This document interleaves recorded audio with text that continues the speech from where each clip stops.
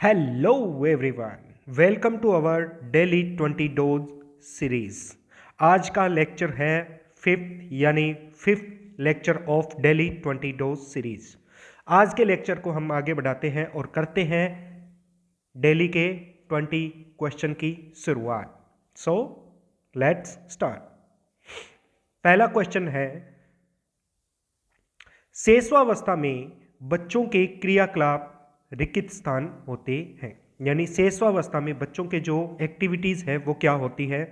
संवेगात्मक emotional based होती है, संरक्षित होती है, संज्ञानात्मक होती है, या फिर बेसिक इंस्टिंक्ट यानी मूल प्रवृत्ति के अनुसार होती है।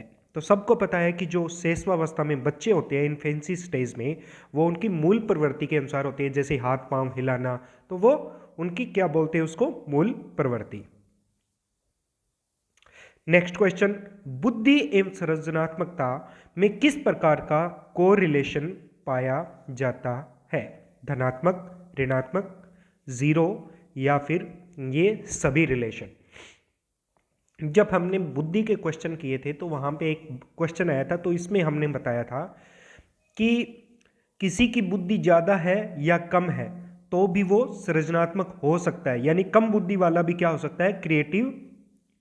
क्रिएटिविटी दिखा सकता है, और अधिक बुद्धि वाला भी दिखा सकता है। तो बुद्धि आईक्यू से रिलेटेड नहीं है, लेकिन अगर बुद्धि ज़्यादा होगी तो इस बात के ज़्यादा चांस है कि वो क्रिएटिव ज़्यादा हो। तो इसमें रिलेशन कैसा पाया जाता है? पॉजिटिव यानी धनात्मक कोरिलेशन पाया जाता है। क्वेश्चन 3, विकास का वही संबंध परिपक्वता से है जो उद्दीपन का रिक्त स्थान से। हमने पढ़ा है कि परिपक्वता, मैच्योरिटी और डेवलपमेंट है वो एक दूसरे से क्या है? सहसंबंधित है। उसी प्रकार उद्दीपन है वो किससे है? सहसंबंधित। तो उद्दीपन परिवर्तन से, प्रतिक्रिया से, प्रयास से, या फिर परिणाम से। हमने उद्दीपन का संबंध जो जैसे पावलोव की थ्योरी थी या अन्य जो थ्योरियां पढ़ते हैं अधिगम की, तो उसमें देखते हैं कि उद्दीपन का संबंध प्रतिक्रिया से देखते हैं। ठीक है, उद्दीपन के बाद में प्रतिक्रिया होती है या प्रतिक्रिया के बाद में उद्दीपन, प्रतिक्रिया पहले होती है उद्दीपन बाद में होता है। तो इस प्रकार का रिलेशन पढ़ते हैं। तो ये क्या है? अंतर संबंधित है, रिएक्शन एंड स्टिमुलस। स्टिमुलस और रिलेक्शन है, रिएक्शन है वो क्या है? एक दूसरे से रिलेटिव है। तो बी इसका आंसर हो गया। नेक्स्ट क्वेश्चन, निम्नलिखित में से किस समूह के बच्चों को समायोजन की समस्या पाई जाती है? यानी कौन से समूह के बच्चे हैं जिनको एडजस्टमेंट की प्रॉब्लम होती है? औसत बुद्धि वाले, अध्ययनशील, ग्रामीण बच्चे, और कुशाग्र बुद्धि वाले, यानी जिनकी आईक्यू औसत है उनसे ज़्यादा हो। तो आप कमेंट करके बताइए कि किस प्रकार के बच्चे होंगे जिनमें ये प्रॉब्लम पाई जाती है। तो इसमें औसत बुद्धि वाले या अध्ययनशील है, उसमें ऐसा नहीं होता। आपका आंसर क्या हो सकता है? ग्रामीण बच्चे हो सकते हैं, पर ग्रामीण बच्चे हो ऐसा जरूरी नहीं है। ग्रामीण बच्चे देखा जाता है कि अधिकतर एडजस्टमेंट आसानी से, यानी समायोजन की योग्यता उनमें अधिक होती है ग्रामीण बच्चों में। उसके बाद आती है कुशाग्र बुद्धि वाले। जैसे आप लोगों के, काफ़ी लोगों के ये थे कि सर लेवल बढ़ाइए, क्वेश्चन का लेवल बढ़ाइए। तो आपकी आईक्यू तेज है, आपकी आयु औसत से ज़्यादा है, तो आपको यहाँ पे एडजस्टमेंट के लिए प्रॉब्लम हो रही है। तो यानी जो कुशाग्र बुद्धि वाले हैं उनको एडजस्टमेंट की प्रॉब्लम होती है। तो अगर आपको यहाँ पर, अगर आपको ये लगे कि हाँ कि इसका लेवल बढ़ना चाहिए, तो इसका मतलब आपको ये पता है आपका आईक्यू तेज है। आप यहाँ पर क्या कर रहे हो? सिर्फ अपने सिलेबस को रिवाइज करने के लिए ये सीरीज देख रहे हो। तो जो समायोजन की प्रॉब्लम है वो किस में पाई जाती है? जिनकी इंटेलिजेंस ज़्यादा हो।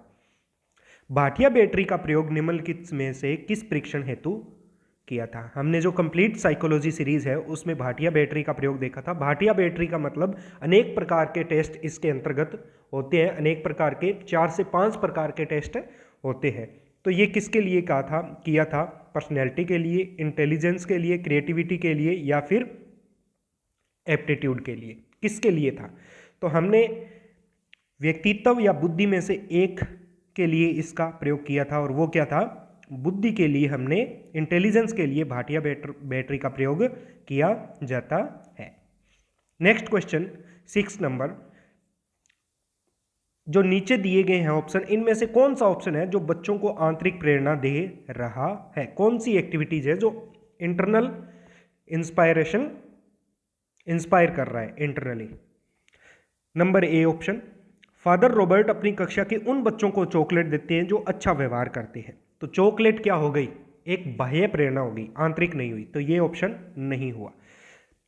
नेक्स्ट, अगली कक्षा की क्रमोन्नति पाने पर नंद कुमार अपने पुत्र को कहानी की पुस्तक देता है। तो कहानी की पुस्तक फिर से क्या हो गई? ये भी बाह्य प्रेरणा हो गई, एक्सटर्नल इंस्पायरेशन हो गई। अपने पुत्र के जन्मदिन पर गिरीश कुमार उसे दावत देते हैं। तो ये क्या होगी? दावत देना यानी खाना देना, चॉकलेट देना, पुस्तक देना, ये भी क्या है? एक तरीके से एक्सटर्नल इंस्पायरेशन हो गई। विज्ञान विषय में सर्वोच्च अंक पाने पर राकेश कुमार अपने पुत्र की प्रशंसा करनी है। तो प्रशंसा करने के लिए प्रशंसा एक उसको क्या करेगा? इंटरनली मोटिवेट करेगा, इंस्पायर करेगा। तो ऑप्शन डी इसका आंसर हो गया। आंतरिक प्रेरणा कौन दे रहा है? जो ऑप्शन डी के अंतर्गत किया गया कार्य या एक्टिविटीज है। नंबर 7, कोई भी क्रोधित हो सकता है, यह आसान है, लेकिन सही व्यक्ति पर सही समय पर सही मात्रा में सही उद्देश्य के लिए सही तरीके से क्रोधित होना आसान नहीं है। इसका संबंध किससे है? यानी ये किसको बता रहा है? क्रोध के प्रबंधन की बात कर रहा है। और क्रोध का प्रबंधन किससे है? संवेग से जुड़ा हुआ है। तो ये इसका संबंध किससे है? भावनात्मक विकास, सामाजिक, संज्ञानात्मक, शारीरिक। भावनात्मक यानी संवेगात्मक विकास, इमोशनल डेवलपमेंट। तो ऑप्शन ए इसका आंसर हुआ, यानी इसका संबंध संवेगात्मक या फिर भावनात्मक विकास से है। नेक्स्ट क्वेश्चन, संवेग व्यक्ति की उत्तेजित दशा है, ये कथन किसने कहा था? पियाजे, वुडवर्थ, वैलेंटाइन, रॉस। तो ये कथन आपको पता ही होगा कि संवेग व्यक्ति की उत्तेजित दशा है, ये कथन वुडवर्थ ने कहा था। B answer. नेक्स्ट क्वेश्चन, शैक्षिक विकास में मूल्यांकन का अर्थ क्या है? यानी एजुकेशनल डेवलपमेंट में इवैल्यूएशन का अर्थ क्या है? Meaning of evaluation in education development is छात्रों की प्रगति का आकलन, कक्षा के अभिलेखों का मूल्यांकन, कार्य निष्पादन का मूल्यांकन, या फिर ज्ञान क्षमता का मूल्यांकन। तो हम ज्ञान क्षमता का मूल्यांकन नहीं करते जब हम किसी का टेस्ट ले रहे हैं, यानी बच्चों का टेस्ट ले रहे हैं, तब कार्य निष्पादन का नहीं ले रहे कि उन्होंने कैसा कार्य किया है।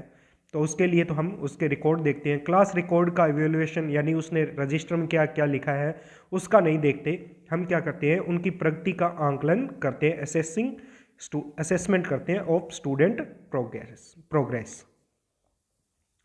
नेक्स्ट क्वेश्चन, सब केंद्रित अवस्था होती है, यानी बालक सिर्फ खुद के बारे में सोचता है, खुद से उसे मतलब है। तो सब केंद्रित सेल्फ सेंटर्ड कौन सी स्टेज है? जन्म से 2 वर्ष, 3 से 6 वर्ष, 7 से किशोरावस्था, किशोरावस्था के अंतर्गत।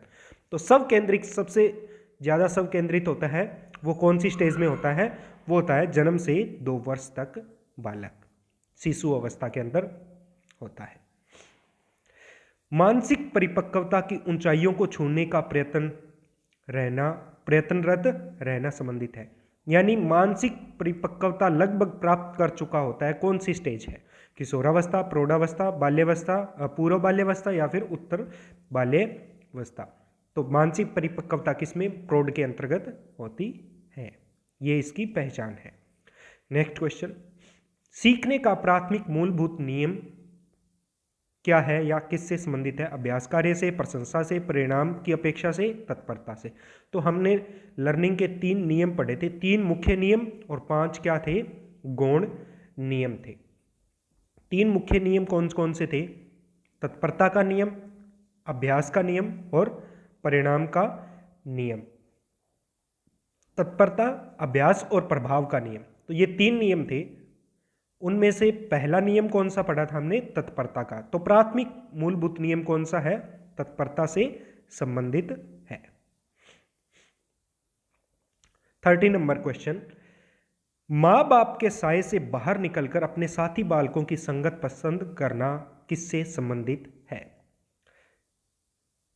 किशोरावस्था, पूर्व बाल्यावस्था, उत्तर बाल्यावस्था या शैशवावस्था। शैशवावस्था नहीं हो सकती क्योंकि तब तक तो वो माँ बाप के साए में रहता है।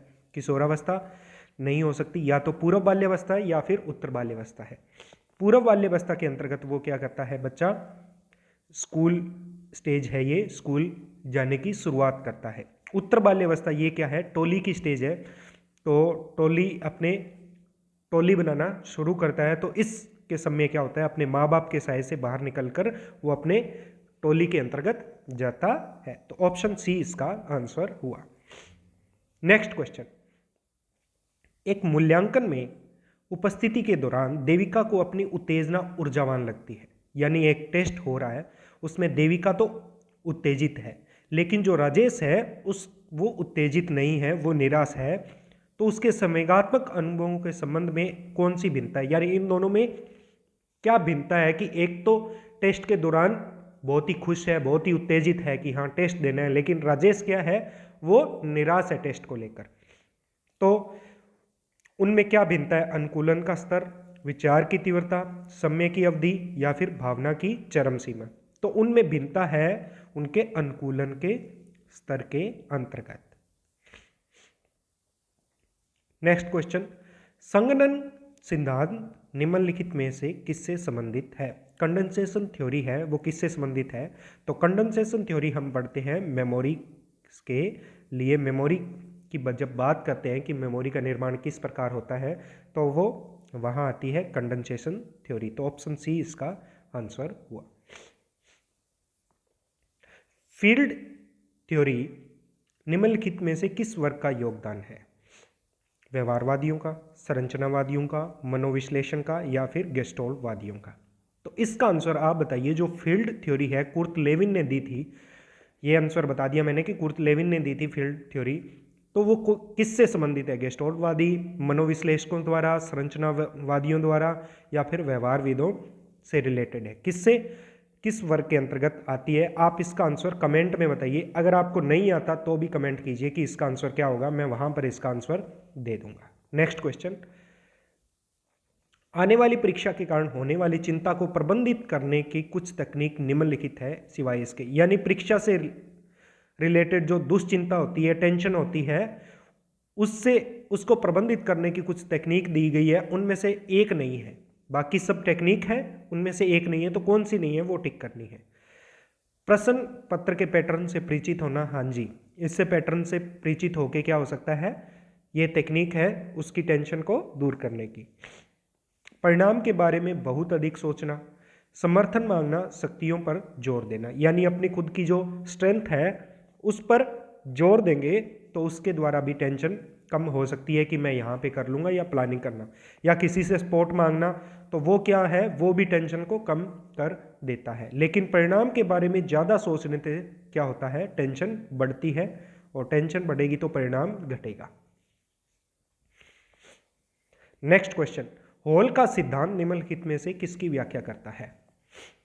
हॉल के बारे में आपने देखा होगा, जैसे स्टैनले, इनका नाम था स्टैनले हॉल। स्टैनले हॉल ने जो किशोरावस्था की अवस्था को क्या कहा था, संघर्ष एवं तूफान की अवस्था। तो ये किसकी व्याख्या कर रहा है, किशोरों के मनोविज्ञान की व्याख्या करता है, हॉल का प्रिंसिपल, हॉल्स प्रिंसिपल। संवेग का कौन सा सिद्धांत इस विचार को मानता है कि संवेगात्मक अनुभव संवेगात्मक व्यवहार पर आधारित है। यानी जो इमोशन थ्योरी है उनमें से कौन सा सिद्धांत ये मानता है कि अनुभव है वो उसके व्यवहार पर आधारित है, यानी संवेगात्मक व्यवहार है वो पहले होगा। एग्जाम्पल देता हूँ, एग्जाम्पल देते ही आप समझ जाओगे कि आपको सामने एक शेर दिखाई देते ही आपको क्या, आप भागोगे, यानी आपका व्यवहार क्या है, भागना, पलायन करना वहाँ से। उसके बाद में जब आप कहीं छुप जाओगे, उससे बच जाओगे, उसके बाद में आप डर का अनुभव करोगे, तो वो क्या है, संवेगात्मक अनुभव है, वो बाद में होगा, और पहले क्या है, व्यवहार, यानी व्यवहार पर आधारित है आपका अनुभव, संवेगात्मक अनुभव। तो ये किसने कहा था, हाँ जी, तो ये था जेम्स लेगे ने बताया था, जेम्स लेगे थ्योरी के अंतर्गत। आज का 20 और लास्ट क्वेश्चन, किसी इच्छा या आवश्यकता में रुकावट पड़ने पर उससे उत्पन्न होने वाले सांवेगिक तनाव को क्या कहते हैं। दिस इस तनाव को क्या कहते हैं? फ्रस्ट्रेशन कहते हैं। यानी जब आपकी इच्छा है वो पूरी नहीं हो रही तो उसको क्या बोलेंगे? फ्रस्ट्रेशन यानी कुंठा अवस्था होती है। आप बताइए कि द्वंद्व क्या होता है? तो ये थे आज के 20 क्वेश्चन। आई होप आपको समझ में आए होंगे। अगर आपका किसी भी क्वेश्चन में डाउट हो तो आप नीचे कमेंट कर सकते हैं। इस प्रकार की और अधिक वीडियो देखने के लिए आप प्लेलिस्ट में जाएं और हमारे चैनल को सब्सक्राइब करें हमसे जुड़ने के लिए। मिलते हैं नेक्स्ट वीडियो में, तब तक के लिए स्टे ट्यून।